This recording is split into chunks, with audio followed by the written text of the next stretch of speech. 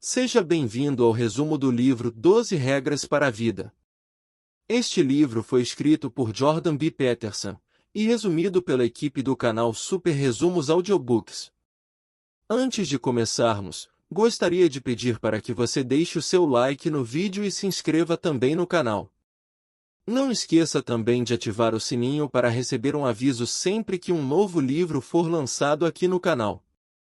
Agora, vamos lá! Introdução. Não seria ótimo se alguém nos entregasse um guia que explicasse muito claramente quais são as regras da vida? Isso não nos pouparia tanto tempo e suposições na tentativa de entendê-los? Bem, Jordan Peterson acredita que existe um manual simples de regras para a vida.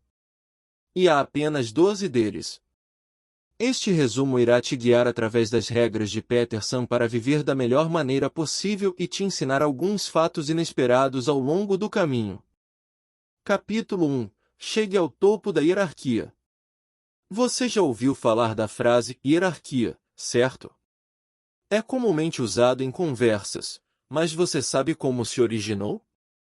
Foi cunhado por um zoólogo norueguês que estudava galinhas de curral durante a década de 1920 e observou uma hierarquia clara entre as aves. Na hora da alimentação, ele percebeu que as galinhas mais fortes e saudáveis comiam primeiro e obrigava as doentes ou tímidas a esperar até que restassem apenas restos. Isto, claro, garantiu que as galinhas fortes mantivessem a sua vantagem, enquanto as suas congêneres apenas se tornavam mais fracas. O mesmo se aplica a outras espécies de animais.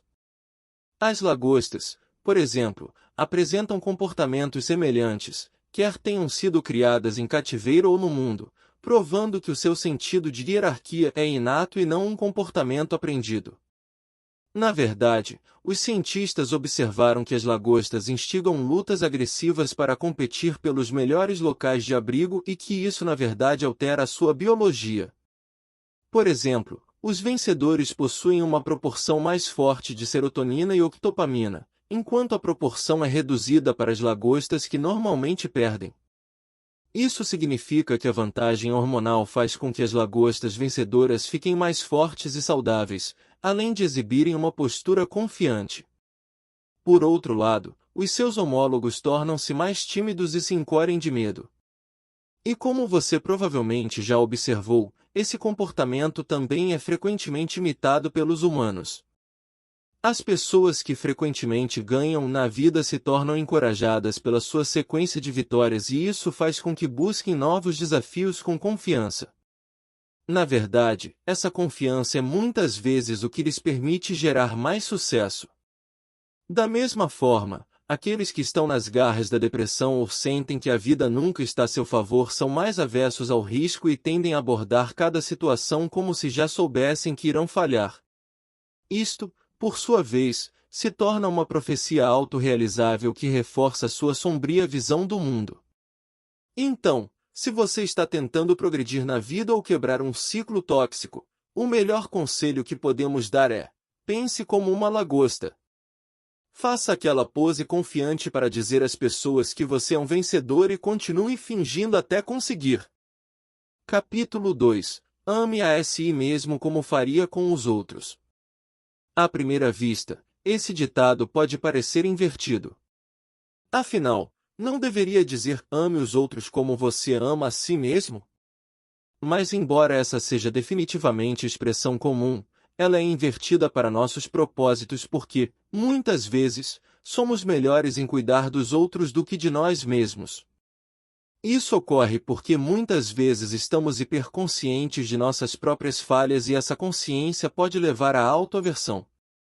À medida que nos debruçamos sobre todas as razões pelas quais acreditamos que somos inferiores, ficamos convencidos de que não merecemos autocuidado, bondade ou positividade.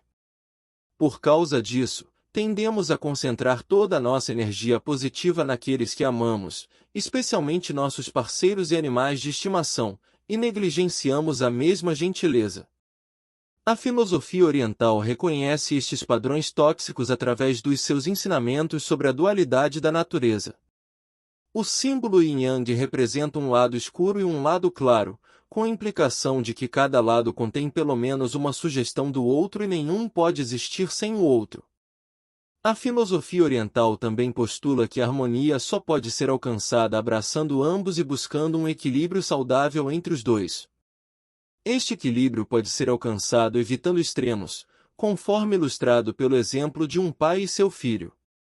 Digamos que um pai desejasse apenas o melhor para seu filho e estivesse desesperado para evitar que ele passasse por algo ruim. No entanto, se fossem longe demais na proteção dos seus filhos, e assim, nos impedissem de aprender sobre o mundo ou de explorar novas experiências, estariam a precipitar-se para um extremo oposto. Em vez de serem protegidos de influências negativas, os seus filhos se sentiriam simplesmente sufocados e poderiam se rebelar de formas mais extremas para recuperar uma sensação de liberdade. Nenhum desses extremos é saudável, portanto, ao buscar equilíbrio em sua própria vida, lembre-se de não ir muito longe em direção ao lado negro ou exagerar na tentativa de perfeição. É impossível ser perfeito e o caos é inevitável, então não perca tempo e energia lutando contra o inevitável. Mas também é importante que você não se concentre apenas nas coisas que te fazem feliz. Embora possa ser mais divertido buscar apenas as coisas que lhe proporcionam sentimentos calorosos e confusos por dentro, isso também não cultivará o crescimento pessoal. Portanto, se concentre no que é melhor para você, da mesma forma que um pai amoroso faria o que é melhor para seu filho. Uma criança pode não querer comer vegetais ou ir para a cama na hora certa, mas seus pais garantem que isso aconteça porque é saudável para ela. Portanto, na sua vida adulta, identifique o propósito e a direção da sua vida e depois tome decisões saudáveis que o ajudarão a atingir esse objetivo. Capítulo 3. Escolha seus amigos com sabedoria. Você já percebeu como as coisas que seus amigos dizem entram em seu vocabulário antes mesmo de você perceber? Não é nenhuma surpresa porque quanto mais tempo você passa perto das pessoas, mais elas influenciam você. E embora captar os padrões de fala dos seus amigos possa ser inofensivo, talvez seja hora de se preocupar se você perceber que os hábitos e características tóxicos dos seus amigos também estão influenciando você. Como muitas vezes escolhemos os nossos amigos através de critérios superficiais, como interesses comuns ou um sentido de humor partilhado, nem sempre paramos para considerar exatamente que tipo de pessoa é o nosso melhor amigo. Nem sempre refletimos sobre o impacto que os hábitos tóxicos podem ter sobre nós. Nosso desenvolvimento pessoal. Mas pessoas negativas e decisões erradas na vida têm uma capacidade assustadora de arrastar para baixo as pessoas de sucesso e, infelizmente, esse efeito pode ocorrer tão facilmente na esfera profissional quanto na vida pessoal. Por exemplo, muitos gestores e professores pensam que colocar uma pessoa com fraco desempenho num projeto de grupo com funcionários de elevado desempenho irá edificar e incentivar esta pessoa a imitar as melhores práticas dos seus homólogos. No entanto, estudos demonstraram que o efeito oposto é, na verdade, mais provável e que os companheiros de equipe bem-sucedidos serão derrubados pela influência negativa. E é por isso que é tão importante nos cercarmos de pessoas positivas que cultivam ativamente bons hábitos em suas vidas. Portanto, se lembre de que exercer o discernimento não é o mesmo que ser esnobe ou crítico. Em vez de descartar possíveis amigos por causa de fatores mesquinhos, como seu senso de estilo ou diferenças socioeconômicas, você está procurando ativamente pessoas que o ajudarão a promover mudanças positivas. E a beleza dessa parceria é que ela é mutuamente benéfica. Um bom amigo não permitirá que você se afunde na autopiedade ou se envolva em conversas internas negativas e eles irão o denunciar quando virem você desenvolvendo comportamentos tóxicos. E, por sua vez, você fará o mesmo por eles. Como vocês dois estão buscando melhorar a si mesmos e ao mundo ao seu redor, sua amizade literalmente ajudará vocês dois a se tornarem mais incríveis. Então, escolha seus amigos com sabedoria. Capítulo 4. Supere seu próprio recorde pessoal. Com que frequência você se pega comparando seu sucesso com o de outras pessoas? Seja com a intenção de se fortalecer com afirmações como, bem, pelo menos eu me saí melhor do que ela, ou se desencorajar com comentários como, nunca ganharei aquele prêmio como ela. Esse padrão de pensamento é mais do que tóxico. Isso porque a comparação mata o progresso. Como tal, é importante esclarecer aqui que comparação e autocrítica não são a mesma coisa. A autocrítica é saudável, até certo ponto, porque o convida a fazer um balanço realista de suas falhas e identificar áreas onde você pode melhorar. É isso que nos motiva a trabalhar em prol de um futuro mais brilhante e de mais sucesso. Mas a autocrítica toma um rumo feio quando é distorcida pelas lentes da comparação. Porque, em vez de nos perguntarmos o que podemos fazer para melhorar o nosso melhor, a comparação faz com que nos avaliemos pelos padrões dos outros. Esta visão do mundo elimina os momentos de crescimento incremental que moldam as nossas jornadas ao longo do caminho, substituindo nosso progresso por um filtro preto e branco de sucesso ou fracasso. E se descobrirmos que não estamos à altura dos outros, determinamos que falhamos. Mas nada poderia estar mais longe da verdade. Porque se dermos um passo atrás e olharmos para o quadro geral, seremos capazes de ver claramente cada parte das nossas vidas e reconhecer os pequenos marcos pessoais que definem o nosso crescimento como indivíduos. Claro, talvez seu colega de trabalho tenha conseguido aquela promoção em vez de você, mas talvez, em vez de priorizar sua carreira, você estivesse desenvolvendo seu relacionamento com sua família porque era isso que era certo para você. Portanto, pare de se comparar com os outros, em vez disso, se julgue com base em suas próprias realizações anteriores. Você está melhor hoje do que ontem? Você quer ser melhor amanhã do que foi hoje? Se a resposta for sim, e deveria ser, então este é o segredo para se manter no caminho certo. Porque quando você compara seu presente com seu passado, você reconhecerá que está crescendo da maneira certa para você, na velocidade que melhor lhe convier.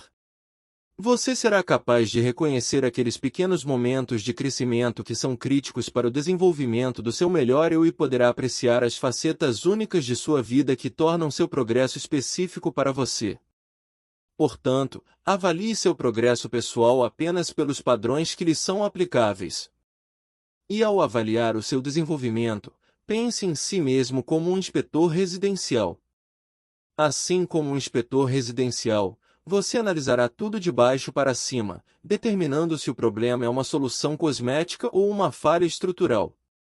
Faça uma lista de tudo o que você acha que precisa ser melhorado e depois ataque, se reformando da mesma forma que faria com uma casa. A melhor parte é que quando você está tão focado em se tornar a pessoa que precisa ser, não terá tempo para pensar em se comparar com os outros. Capítulo 5. Crie uma criança gentil e responsável.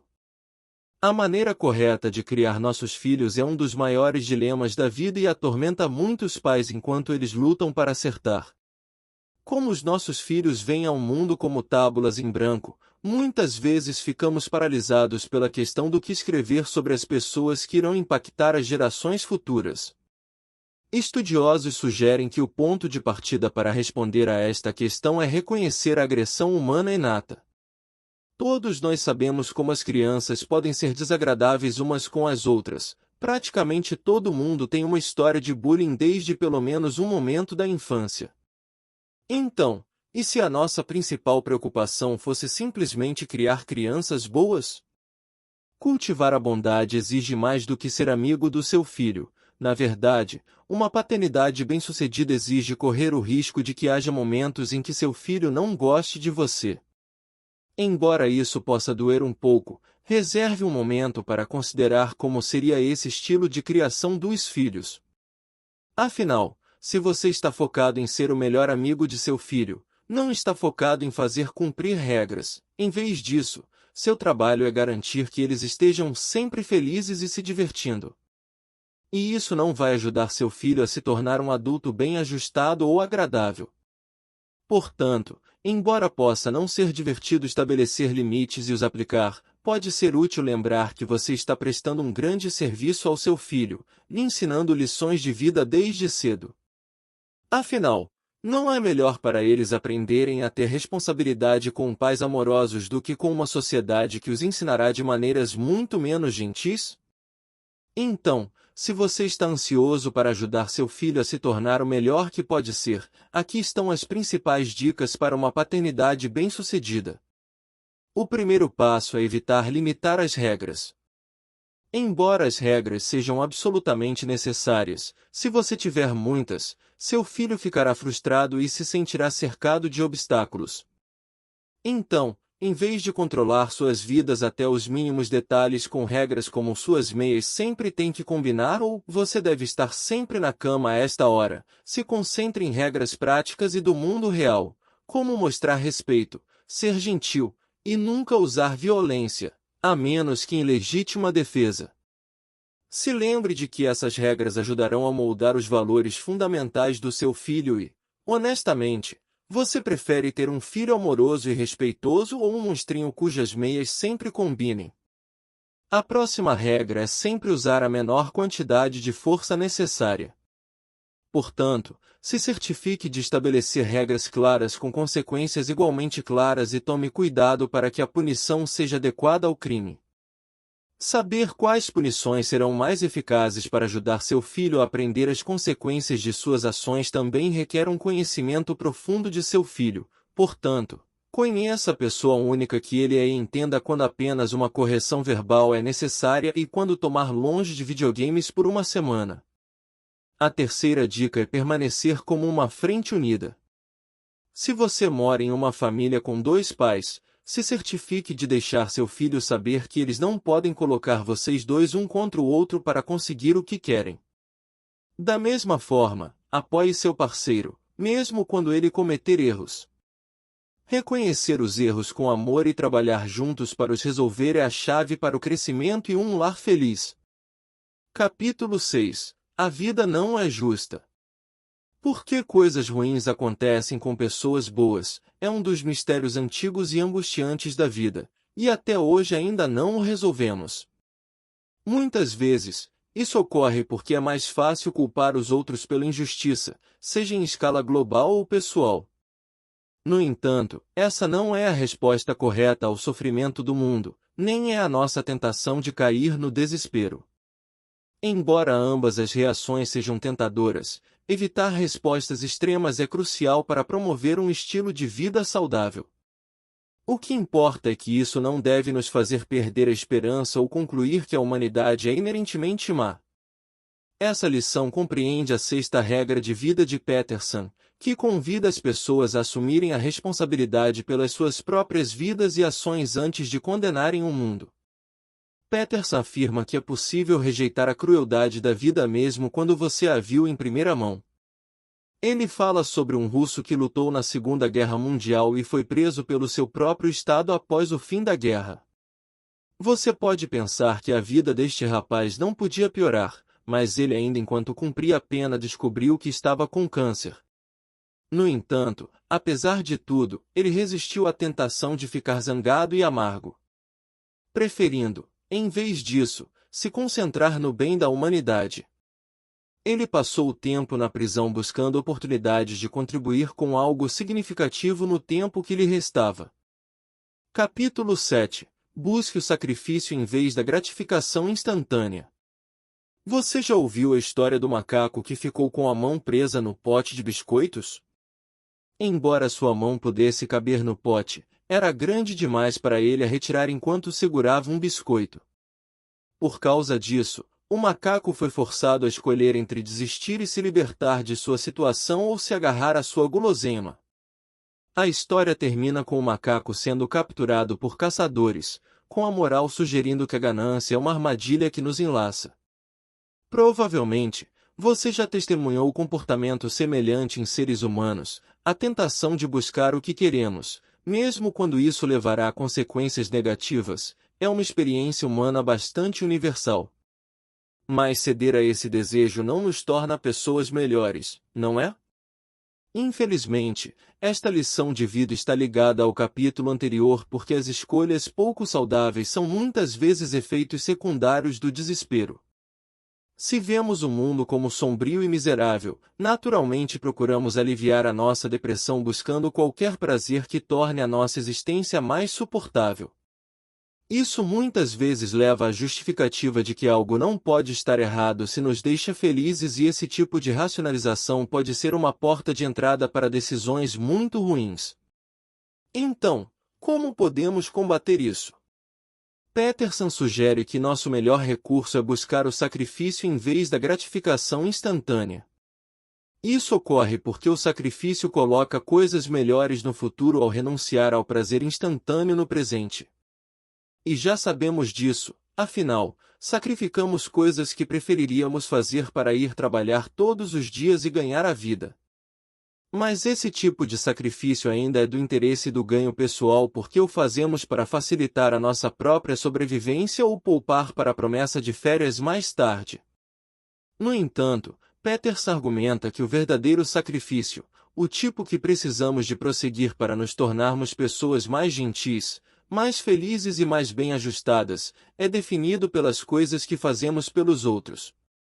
Então, em vez de buscar prazeres instantâneos e egoístas, considere abrir mão de um pouco do seu tempo para ser voluntário e fazer a diferença na vida de outra pessoa. Quando você se concentra no bem que pode colocar no mundo, você faz uma pausa na sua visão de mundo negativa e se deixa levar por influências positivas. Você pode achar útil pensar na flor de lótus como uma inspiração. Esta planta começa sua vida no fundo de um lago lamacento e sobe lentamente até o topo em pequenos incrementos de crescimento até explodir na água para florescer ao sol. Você pode experimentar o mesmo tipo de crescimento priorizando sacrifícios para o bem dos outros em vez da gratificação instantânea, porque o altruísmo não apenas reinventa sua visão de mundo, mas também faz de você uma pessoa melhor. Capítulo 8. Pare de mentir, até para você mesmo. Todos nós tendemos a mentir para nós mesmos de uma forma ou de outra. Seja dizendo a nós mesmos que alcançaremos um determinado objetivo sem nos esforçarmos para isso, ou nos iludindo sobre nossas falhas, somos todos mentirosos. O psicólogo austríaco Alfred Adler chamou esse hábito de mentiras da vida e os definiu como as coisas que dizemos e fazemos para conseguir o que pensamos que queremos. Essa distinção, o que pensamos que queremos, é importante porque reconhece o fato de que muitas vezes nos enganamos e desejamos coisas que, em última análise, não são boas para nós. O mesmo se aplica à nossa capacidade de nos convencermos de que já sabemos tudo o que precisamos saber. Esta é uma mentira especialmente insidiosa porque, se presumirmos que já temos as ferramentas certas para o autoaperfeiçoamento, perdemos toda a vontade de aprender e crescer. Portanto, a 8ª regra de vida de Peterson é: pare de mentir e diga a verdade a si mesmo. Aprimore sua autoconsciência e aprenda a reconhecer quando você está contando a si mesmo uma dessas mentiras da vida. E então trabalhe para consertar isso. Realinhar seus objetivos e sua verdade pessoal pode o ajudar a colocar sua vida de volta nos trilhos e a ser honesto sobre seu progresso. Capítulo 9. Se envolva em debates saudáveis. Se você passa algum tempo nas redes sociais, sabe que muitas vezes elas podem ser um foco de conflitos e críticas contundentes. As pessoas muitas vezes se ofendem muito rapidamente e atacam vomitando coisas odiosas para estranhos aleatórios na internet. Este comportamento, lamentavelmente, passou a caracterizar o estado da conversação na nossa sociedade e é uma perversão total do que costumava significar um debate saudável.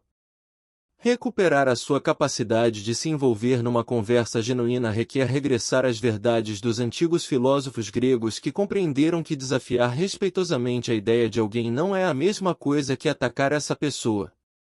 Seguir esse método explora a 9ª lição de vida de Peterson, que é ouvir o que os outros têm a dizer e presumir que você tem algo a aprender com eles. Em vez de tratar sua conversa como uma competição, procurando oportunidades para provar que você está certo e a outra pessoa errada ou procurando motivos para se ofender, simplesmente se concentre em ouvir.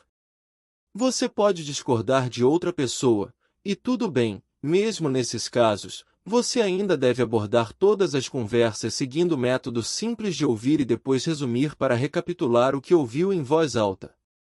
Reformular o que você entendeu com suas próprias palavras é uma ótima maneira de se comunicar com a outra pessoa e garantir que você a ouviu corretamente. Também mostra que você se importa o suficiente para realmente ouvir e entender o que eles estão dizendo. Capítulo 10. Enfrente a complexidade com clareza.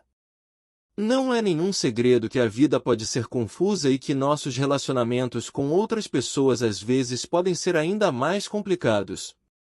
No entanto, podemos aliviar parte dessa confusão reconhecendo que, às vezes, a razão pela qual não conseguimos compreender as coisas é porque só prestamos atenção aos detalhes que nos interessam ou fazem sentido. E embora essa seja uma inclinação humana natural, afinal, não somos fisicamente capazes de pensar em tudo o tempo todo. Nossa incapacidade de ver o quadro geral pode muitas vezes fazer com que o mundo pareça ainda mais caótico. É por isso que precisamos da regra 10, use uma linguagem precisa. Confrontar as complexidades do mundo com a clareza de uma linguagem precisa é inestimável porque nos ajuda a decompor conceitos complexos em pedaços simples e pequenos de informação que podemos compreender. Ao simplificar a situação através de uma terminologia precisa, podemos estabelecer ordem nas nossas vidas. Quer o problema esteja na quebra do nosso carro ou no adoecimento do nosso corpo, ao articular especificamente os sintomas, podemos começar a retomar o controle. O mesmo se aplica aos conflitos nos relacionamentos. Se você está ferido ou está tentando resolver um problema do seu parceiro, uma linguagem precisa pode o ajudar a articular o problema de maneira simples e honesta. Capítulo 11. Evite suprimir a natureza humana. À medida que a sociedade atual tenta corrigir uma cultura de injustiça, pode ser difícil saber onde estão os limites. Nossos esforços para combater os males da masculinidade tóxica às vezes levam as pessoas a estigmatizar completamente os homens e a masculinidade. E essa não deveria ser a resposta. Embora seja extremamente verdade que os homens se comportaram de forma deplorável durante séculos e usaram o seu poder para manipular, estigmatizar e discriminar mulheres, pessoas de cor e muitos outros grupos de pessoas, não deveríamos dirigir injustamente o nosso sentimento de indignação contra todos os homens. Esta visão do mundo leva à destruição em vez de resolver um problema ou criar uma solução, e esse não deveria ser o objetivo da justiça social. Em vez disso, deveríamos nos concentrar em misturar as nossas diferenças para alcançar um futuro harmonioso. Porque muitos homens, assim como as mulheres, são agressivos ou dominantes por natureza, e essas características não precisam ser ruins quando canalizadas na direção certa.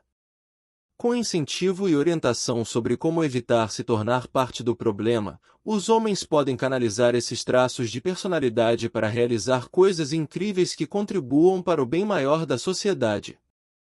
E para ilustrar esse ponto, Peterson considera o exemplo dos praticantes de skate.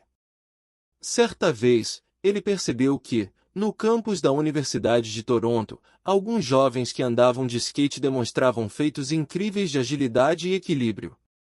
No entanto, como as normas sociais muitas vezes classificam o skate como indesejável ou desviante, as autoridades municipais decidiram proibir o skate no seu campus. Esta política não levou em consideração a dedicação, a coragem e a disposição dos adolescentes para aceitar o risco físico e, em vez disso, criminalizou o seu comportamento. Peterson argumentou que isso foi um erro e sugeriu que o mesmo se aplica a qualquer caso em que difamamos um determinado grupo de pessoas. Em vez de estigmatizar holisticamente um grupo, como ilustrado por declarações como "todos os homens são um lixo", deveríamos estar dispostos a abraçar novas perspectivas e talentos que sejam diferentes dos nossos. Em última análise, essa é a visão do mundo que deve orientar a nossa sociedade, porque nos convida a criar regras que nos protejam sem suprimir as boas qualidades que diferentes pessoas podem trazer para a mesa. É por isso que a lição de vida número 11 é: não incomode os jovens praticantes de skate. Portanto, sejam eles atletas de skate ou homens persistentes e agressivos, não deveríamos criminalizar o comportamento, a menos que esteja ferindo ativamente alguém, porque então isso realmente faz parte do problema.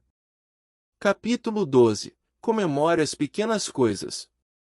Já mencionamos o fato de que a vida muitas vezes é cheia de tristeza, mas é importante lembrar que a vida também é cheia de alegria. A principal diferença é que, onde a tristeza muitas vezes ameaça nos dominar, nos dando um tapa na cara, temos que procurar um pouco mais para encontrar a alegria. Peterson sabe disso em primeira mão porque sua filha luta contra uma artrite grave desde os 6 anos de idade. Esta doença degenerativa encheu sua infância de dores extremas, injeções frequentes e múltiplas cirurgias invasivas para substituir articulações inteiras. Se você está lendo isso e acha que a vida é injusta, você está certo. Não há nada de justo em uma criança inocente sofrer tanta dor. Mas Peterson afirma que a escuridão destes momentos só deve fortalecer a nossa motivação para procurar o que há de bom na vida. É por isso que a regra número 12 é: tire o melhor proveito até das menores alegrias que a vida oferece. Em sua própria experiência, Peterson descobriu que a positividade implacável é a única maneira de se sustentar mesmo nos momentos mais sombrios.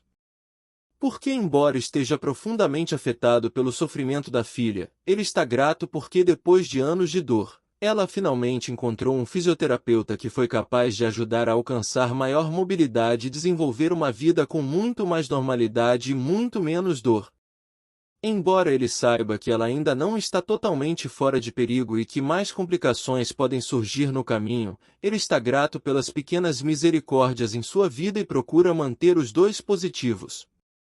Para isso, ele aconselha os leitores a sempre evitarem se atolar pela tristeza e ficarem atentos até mesmo às menores coisas que podem te fazer feliz, como acariciar um gato fofo aleatório que você encontrar em uma caminhada.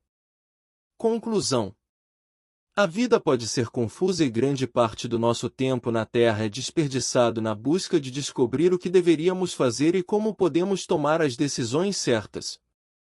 No entanto, Jordan Peterson espera que possamos aprender com as questões e erros do passado e viver nossas vidas através de 12 regras simples que podem eliminar as suposições e nos tornar mais felizes.